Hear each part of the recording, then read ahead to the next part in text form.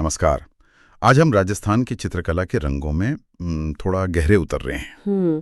खास तौर पे हाड़ौती और ढूंढाड़ स्कूलों की जो शैलियां हैं उन पर बात करेंगे। हाँ, हमारे पास कुछ नोट्स और लेख हैं इस पर, और कोशिश ये रहेगी कि इनकी खास पहचान, उनकी बनने संवरने की कहानी, बिल्कुल, और कुछ ऐसी दिलचस्प बातें निकालें जो अक्सर नजरअंदाज हो जाती हैं। हाँ, जैसे वो कोटा शैली वाली बात। अरे हाँ, सोचिए, कोटा शैली में रानियों को शिकार करते हुए दिखाया गया है ना कमाल। या बूंदी शैली के चित्रों में जैसे पंछी बिल्कुल जिंदा लगते हैं। सही। चलिए, तो फिर इसी तरह की और परतें खोलते हैं आज। बिल्कुल। और ये जानना भी जरूरी है कि ये शैलियां सिर्फ देखने में सुंदर नहीं है। ये उस दौर के समाज, उनकी सोच, शाही माहौल, सबका आईना एक तरह से। तो शुरुआत कहाँ से करें? हाड़ौती से। हाँ, हाड़ौती से करते हैं। ये नाम जुड़ा है कोटा, बूंदी, झालावाड़ इलाके से, जहाँ हाड़ा चौहानों का राज था, इसीलिए हाड़ौती। बिल्कुल। और हाड़ौती में अगर देखें तो बूंदी शैली का जिक्र पहले आता है। हाँ, कहते हैं इसकी शुरुआत राव सुरजनहाड़ा के समय हुई। जी। फिर राव रतन सिंह के दौर में राग रागनियों का चित्रण, मतलब संगीत के सुरों को तस्वीरों में ढालना, वो चलन बढ़ा। राग मल्हार, राग भैरवी, राग दीपक जैसे चित्र। हाँ, और ये चित्र आजकल बनारस संग्रहालय में है, ऐसा सुनने में आया है। और मुगल बादशाह जहांगीर भी रतन सिंह से काफी प्रभावित थे। जी हाँ, उन्होंने रतन सिंह हाड़ा को सर बुलंद राय की उपाधि दी थी। अच्छा। ये सिलसिला रुका नहीं। फिर शत्रुसाल हाड़ा ने तारागढ़ किले में रंग महल बनवाया। रंग महल, वो अपने भित्ति चित्रों यानी म्यूरल्स के लिए मशहूर हुआ है ना? बिल्कुल। लेकिन अगर बूंदी शैली के सबसे सुनहरे दौर की बात करें, हाँ, तो वो राव उम्मेद सिंह का समय माना जाता है। और उम्मेद सिंह ने तो सुना है तारागढ़ किले में एक चित्रशाला ही बनवा दी थी। जी हाँ, चित्रशाला, जिसे कहते हैं भित्ति चित्रों का स्वर्ग। का एक चित्र भी बड़ा मशहूर है, जंगली सुअर का शिकार करते हुए। हाँ, वो तो काफी प्रसिद्ध हुआ। अच्छा, तो बूंदी शैली की खास पहचान क्या है? मतलब क्या चीजें एकदम उभर कर आती हैं?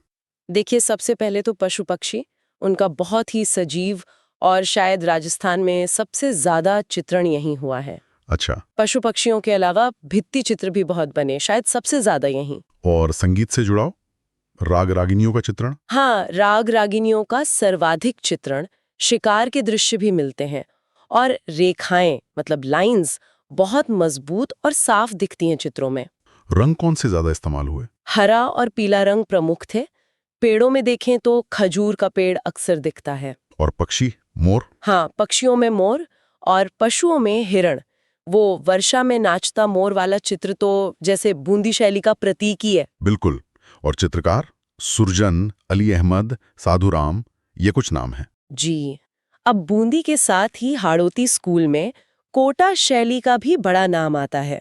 कोटा शैली, जिसे शिकार चित्र शैली या हंटिंग पेंटिंग भी कहते हैं, नाम से ही पता चलता है। हाँ, इसकी खासियत ही यही है। शुरुआत राम सिंह हाड़ा के समय हुई मानी जाती है। और आगे चलकर गुमान सिंह हाड़ा के समय वो डालू चित्रकार ने रागमाला सेट बनाया था। हाँ, रागमाला चित्र सेट, मतलब संगीत के अलग अलग रागों पर आधारित पूरी चित्रों की श्रृंखला। दिलचस्प है कि कोटा शैली का भी स्वर्णकाल उम्मीद सिंह हाड़ा का ही समय माना जाता है, बूंदी की तरह। जी, ये कॉमन फैक्टर है। और कोटा की एक और खासियत है, इस पर ब्रिज शैली का प्रभाव दिखता है। ब्रिज शैली यानी मथुरा वृंदावन वाली कृष्ण भक्ति वाली कला का असर। बिल्कुल। और जैसा नाम है शिकार चित्र शैली, तो शिकार के दृश्य यहाँ सबसे ज्यादा और बहुत विस्तार से बनाए गए। और यहीं पर वो अनोखी बात आती है, महिलाओं और रानियों को भी शिकार करते हुए दिखाना। हाँ, ये वाकई बहुत अनोखी बात है उस जमाने के हिसाब से। क्या लगता है, ये असलियत दिखाता है या बस कलात्मक छूट थी? ये सोचने वाली बात है। शायद शाही महिलाओं की विशेष स्थिति रही हो, या कोई और वजह हो। इस पर और खोज की जानी चाहिए। जरूर। कोटा के गढ़ पैलेस में झालाओं की हवेली का भी जिक्र है भित्ति चित्रों के लिए। हाँ, वो भी प्रसिद्ध है। और चित्रकारों में नूर मोहम्मद, लच्छीराम, कन्हैया, रघुनाथ, डालू, गोविंद जैसे नाम आते हैं। तो ये हुई हाड़ौती स्कूल की बात। अब चलें ढूंढाड़ स्कूल की तरफ। हाँ, ढूंढाड़ स्कूल। इसमें आमेर, जयपुर, अलवर, शेखावाटी, उनियारा जैसी कई महत्वपूर्ण शैलियां शामिल हैं। शुरुआत आमेर से करते हैं, जो इस स्कूल की सबसे पुरानी शैली मानी जाती है। जी। माना जाता है कि आमेर शैली राजा मानसिंह प्रथम के समय शुरू हुई। और वो आदि पुराण वाला चित्र पुष्पदंत का बनाया हुआ। हाँ, पुष्पदंत द्वारा मानसिंह के समय बनाया गया आदि पुराण, इसे इस शैली का पहला ज्ञात चित्र मानते हैं। मानसिंह के समय भित्ति चित्रण भी शुरू हुआ यहाँ, जो राजस्थान का सबसे प्राचीन माना जाता है। जी बिल्कुल, यशोधा और रज़्मनामा वाले चित्र इसके उदाहरण हैं।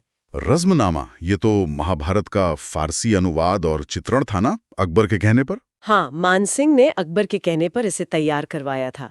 ये दिखाता है कि कला और राजनीति कैसे जुड़े थे। और आमीर के महलों का भित्ति चित्रण मुरली नामक चित्रकार ने किया था। जी, और मानसिंह ने मौजमाबाद नगर का भी भित्ति चित्रण करवाया था। आमेर शैली का स्वर्णकाल कौन सा था? मिर्जा राजा जयसिंह का समय।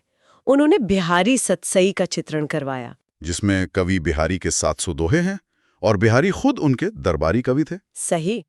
इस शैली पर मुगल प्रभाव साफ दिखता है और भित्ति चित्रण तो इसकी खासियत थी ही। कुरान पढ़ती शहजादी जैसा चित्र इसकी नफासत दिखाता है। जी, पुष्पदंत, मुरली, मुन्नालाल, हुकुमचंद जैसे कलाकार इससे जुड़े रहे। आमीर के बाद फिर कहानी जयपुर शैली की आती है। हाँ, जयपुर शैली।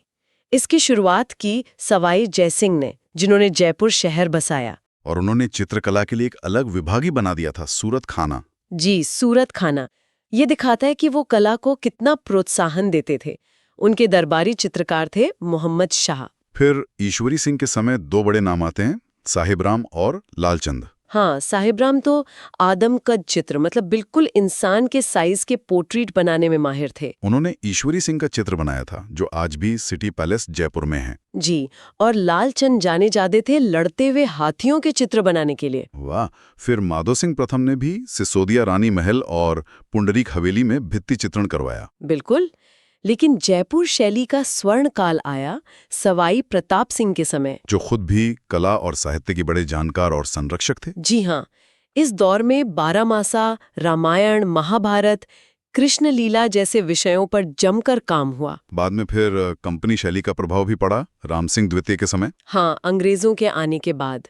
और राम सिंह द्वितीय ने 1857 में मदरसा हुनरी की स्थापना की, जो आज Rajasthan school of arts and crafts है और जहां ब्लू पॉटरी सिखाई जाती है। सही। अब जयपुर शैली की खासियतें देखें तो मुगल प्रभाव सबसे ज्यादा इसी पर है। और आदमकद चित्रण यानी पोर्ट्रेट बनाना, हाँ, वो इसकी पहचान बन गया। राजाओं की शाही सवारी, तीज गणगौर के जुलूस, हाथियों की लड़ाई, मतलब दरबारी और शहरी जीवन के दृश्य खूब बने। बिल्कुल।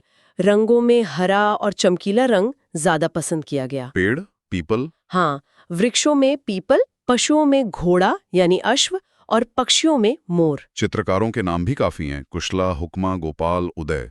राम सेवक, लालचंद, साहिबराम, मोहम्मद शाह, कई नाम हैं। ये जो आदम का चित्र बनाने का चलन था, ये सिर्फ कला नहीं थी शायद। सही कह रहे हैं, ये शासक की शक्ति, उनका व्यक्तित्व, दरबार का वैभव दिखाने का एक महत्वपूर्ण जरिया था। अपनी छवि को अमर करने का तरीका। बिल्कुल। अब आगे बढ़ते हैं अलवर शैली की तरफ। अलवर शैली, इसके बारे में एक बात जो ध्यान खींचती है वो है इसका एक उपनाम, अश्लील शैली। हाँ, ये थोड़ा विवादास्पद नाम है। अलवर राज्य की स्थापना प्रताप सिंह ने की और उन्हीं के समय ये शैली शुरू हुई। फिर राव बख्तावर सिंह के समय राजगढ़ के शीश महल में भित्ति चित्रण हुआ। जी, और कुछ खास चित्र मशहूर हुए, जैसे वेणी गूंथती नायिका, कांटा निकालती नायिका, अंगड़ाई लेती नायिका। चित्रकार थे शिव कुमार और डालचंद। हाँ, और बख्तावर सिंह खुद कविता भी लिखते थे, बख्तेश और चंद्र सखी नाम से। अलवर शैली का स्वर्ण काल कौन सा माना जाता है? विनय सिंह का समय। उनके चित्रकार थे बलदेव और गुलाम अली। गुलाम अली, जिन्होंने गुलिस्तां को जेवराती स्याही से चित्रित किया था। जी हाँ, गुलिस्तां। सोचिए कितनी बारीकी और भव्यता होगी। फिर शिवदान सिंह के काल में क्रीड़ाओं, मतलब खेल कूद पर ज्यादा चित्र बने। हाँ, जैसे नफीरी वादन एक प्रसिद्ध चित्र है, और उनके दरबारी चित्रकार मूलचंद। वो हाथी दांत पर चित्रण के लिए मशहूर थे। बिल्कुल, हाथी दांत पर छोटी छोटी पेंटिंग्स। तो अलवर शैली की खासियतें क्या रहीं? इस पर किन शैलियों का असर था? इस पर जयपुर, मुगल और ईरानी तीनों का मिला जुला प्रभाव दिखता है। और वो नाम अश्लील शैली, क्या कामशास्त्र पर चित्रण ज्यादा हुआ? हाँ, कामशास्त्र पर आधारित विषयों का चित्रण काफी हुआ। साथ ही गणिकाओं, वेश्याओं, नगर वधुओं का भी चित्रण अधिक मिलता है। बॉर्डर पर फूल पत्तियों की सजावट भी इसकी पहचान है। जी, बॉर्डर पर सजावट, योगासन का चित्रण और हाथी दांत की प्लेटों पर चित्रण, ये सब इसकी विशेषताएं हैं। चित्रकारों की लिस्ट भी काफी लंबी है। छोटेलाल, जगमोहन, नंदराम, जमनादास। शिव कुमार, डालचंद, बलदेव, गुलाम अली, मूलचंद, सालिग्राम, सालगा, बुद्धाराम, राम सहाय, नेपोलिया, नानक राम, बहुत सारे नाम हैं। तो यही वो सवाल फिर से दिमाग में आता है, अश्लील शैली जैसा नाम क्यों पड़ा होगा? ये वाकई सोचने वाली बात है। क्या ये सिर्फ विषयों की वजह से था, या उस समय के समाज का नजरिया था, या बाद के कला समीक्षकों का? ये नामकरण खुद एक कहानी कहता है कि कला को कैसे देखा जाता है। बिल्कुल।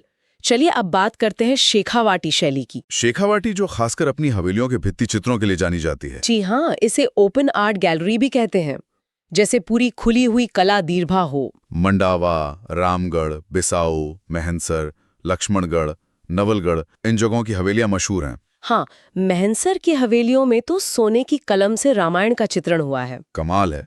इन हवेलियों में क्या क्या चित्रित मिलता है? मुख्य द्वार पर हाथी, छज्जों पर मल्ल युद्ध यानी कुश्ती, अंदर के हिस्सों में लोक जीवन। डूंगरजी जवाहर जी के चित्र, कृष्ण लीला, रामायण, बैलगाड़ी, आम जीवन के दृश्य। बिल्कुल। और फ्रांसीसी इतिहासकार नादीन लप्रिंस का नाम भी आता है, जिन्होंने इनके संरक्षण के लिए काम किया। यहाँ के चित्रकार कौन थे? तनसुख, जयदेव, बालूराम जैसे नाम मिलते हैं। और एक खास चित्र बाखाती बालों की घूंट वाली महिला का भी जिक्र है, जो काफी लोकप्रिय हुआ। शेखावाटी में भित्ति चित्रण की तकनीक भी खास थी ना? Fresco secco, fresco buono. जी हाँ, मुख्यतः 3 तरीके थे। फ्रेस्को सेको यानी सूखे प्लास्टर पर, जिसे टेम्परा भी कहते हैं। और फ्रेस्को ब्रूनो, वो गीले प्लास्टर पर होता था? हाँ, फ्रेस्को ब्रूनो यानी गीले प्लास्टर पर।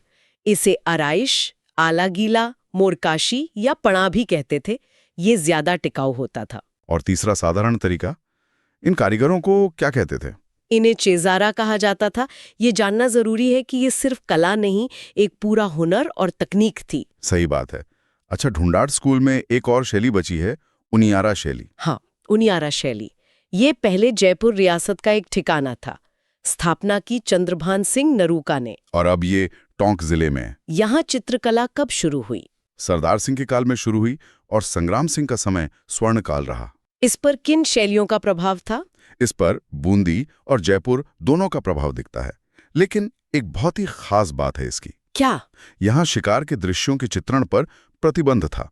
अरे, ये तो कोटा और बूंदी से बिल उल्टा है। वहां तो शिकार मुख्य विषय था। हाँ, ये अंतर क्यों था, ये भी सोचने वाली बात है। शासक की पसंद थी या कोई और वजह? यहाँ के कलाकार कौन थे? भीमा, काशी, मीरबख्श। मीरबख्श ने राम, सीता, लक्ष्मण, हनुमान जी का चित्रण किया है, जो धार्मिक प्रभाव दिखाता है। तो ये हमने हाड़ौती और ढूंढाड़ स्कूल की कई शैलियों की यात्रा कर ली। जी, बूंदी, कोटा। फिर आमेर, जयपुर, अलवर, शेखावाटी और उनियारा। क्या कुछ मुख्य बातें हैं जो इन सब में से निकल कर आती हैं? हाँ, देखिए, शिकार के दृश्य कोटा बूंदी, राग रागिनी बूंदी, भित्ति चित्रण बूंदी, आमेर, जयपुर, अलवर, शेखावाटी, आदमकद चित्र जयपुर, पशु पक्षी बूंदी और धार्मिक व लोक जीवन जयपुर, शेखावाटी, ये कुछ मुख्य थीम है। और लगभग सभी शैलियों पर मुगल प्रभाव तो है ही, पर साथ ही स्थानीय और दूसरे क्षेत्रीय प्रभाव भी हैं, जैसे कोटा पर ब्रिज, अलवर पर ईरानी। और अलग अलग शासकों ने इन्हें संरक्षण दिया, जिससे ये विकसित हुई। कुछ का काल तो स्वर्ण काल कहलाया। बिल्कुल। और हमने कई महत्वपूर्ण चित्रकारों का जिक्र किया और उनकी खासियतें भी जानी, जैसे साहिब राम आदमकद चित्रों के लिए, लालचंद हाथी लड़ाई के लिए, मूलचंद हाथी दांत पर चित्रण के लिए। जी, और कुछ एकदम याद रखने लायक बातें। कोटा में नारियों का शिकार, बूंदी में पशु पक्षियों को विशेष स्थान, जयपुर शैली की पहचान आदमकद पोर्ट्रेट, हाँ। और शेखावाटी यानी मंडावा का भित्ति चित्रण। हाँ, ये इन शैलियों की जैसे पहचान बन गए हैं। तो ये थी राजस्थानी चित्रकला की हाड़ौती और ढूंढाड़ शैलियों की दुनिया में एक झलक। उम्मीद है इस चर्चा से इन कला शैलियों को और बेहतर समझने में कुछ मदद मिली होगी। बिल्कुल। और जब इन चित्रों को देखते हैं तो एक सवाल मन में जरूर आता है, जो शायद श्रोताओं के मन में भी आए। हाँ। कि उस समय के समाज, संस्कृति और मूल्यों के कौन से पहलू इन चित्रों में सबसे ज्यादा उभारे गए हैं? वीरता, भक्ति, दरबारी शान या रोजमर्रा का जीवन? ये बहुत अच्छा सवाल है। और साथ ही ये भी सोचना दिलचस्प है कि क्या कुछ ऐसा भी है जो इन चित्रों से नदारद सा लगता है? हाँ, और अगर ऐसा है तो क्यों? बिल्कुल। ये पहलू शायद हमें उस दौर की कहानी का वो हिस्सा बता सकते हैं जो कहा नहीं गया। इस नजरिए से इन कलाकृतियों को देखना शायद एक नया अनुभव दे सकता है।